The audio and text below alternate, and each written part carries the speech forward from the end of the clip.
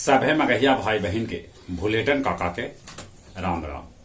आथिन मगहिया खबर में सुनथिन देश दुनिया के खबर। राहुल गांधी आखिरकार मानलन कि इंदिरा गांधी के शासनकाल में आपातकाल लगावल गए गलत फैसला हल।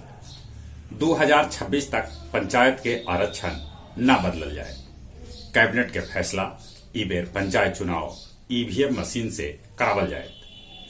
दोसर शहर तक गंगा जल पहुंचावे के काम 48% तक पूरा हो गलक। ई जानकारी जल संसाधन मंत्री संजय कुमार झा दिलका। स्पेक्ट्रम के नीलामी में रिलायंस जियो बनल सबला बड़गर खरीदार। पश्चिम बंगाल चुनाव में प्रधानमंत्री नरेंद्र मोदी करतन 20 गो रैली। हड़ताली किसान सभे कहलका है कि 5 राज्य में वो भारतीय जनता पार्टी के अपन वोट न देतन। बिहार के सभे जिला में पीपीपी मोड के ड्राइवलिंग स्कूल खोलल जाए। अब केंद्र के तर्ज पर स्टेट के मान्यता भी आजीवन भेटाए। ई बात बिहार के शिक्षा मंत्री विजय कुमार चौधरी कहलका। डीजल पेट्रोल के दाम कम सके कहे कि टैक्स घटावे के हो रहा है तैयारी। सोना 679 रुपया सस्ता होल तब चांदी 1847 रुपया लुढ़कल। 9वां राष्ट्रीय प्रयास नाट्य मेला 2021 के उद्घाटन पटना के कालिदास रंगालय में करल गए। जम्मू कश्मीर में कांग्रेसी सभे जरौलन गुलाम नबी आजाद के पुतला। मध्य प्रदेश के खंडवा के लोकसभा सीट से भाजपा सांसद नंद कुमार सिंह चौहान की मौत कोरोना से हो गया। यूपी के सांसद कौशल किशोर के बेटा आयुष अपन साला से अपने गोली मरवौलक। लाइसेंसी रिवॉल्वर कैल गेल जब्त।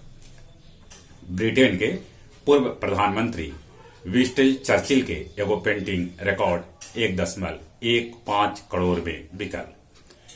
अमेरिका रूसी अधिकारी और व्यापार पर प्रतिबंध लगौलक। एक चीन के नीति रद्द करे पर अमेरिकी संसद में विधेयक पेश। इंडोनेशिया के सुमात्रा द्वीप पर सीनाबुंग ज्वालामुखी भड़क उठल। ज्वालामुखी से 5 किलोमीटर तक आसमान में राख फैल गई।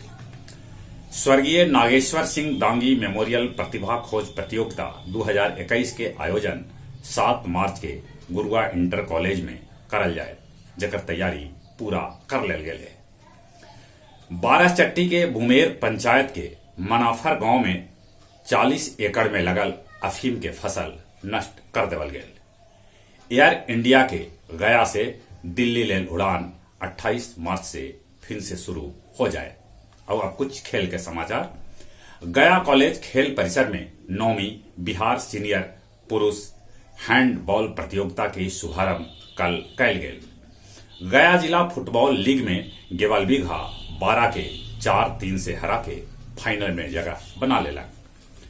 टेकारी के केसबा गांव के रहे वाली हेमा झारखंड पावर लिफ्टिंग प्रतियोगिता जीतलक। ICC player of the month के दावेदार अश्विनी सबला आगे हथन। ब्रिटेन 2030 में विश्व कप के मेजबानी के दावा कर रहा है। स्पेनिश मुक्केबाजी में भारत के 12 गो बॉक्सर क्वार्टर फाइनल में पहुंचला। जहां तक मौसम के सवाल है, गर्मी तेजी से चढ़ रहा है, रात के ठंडा है। कोरोना से बचे लेल मुंह नाक पर मास्क लगाथिन, सोशल डिस्टेंसिंग के पालन करथिन, बाहर से घरे अला पर निमन से हाथ साबुन से धोथिन।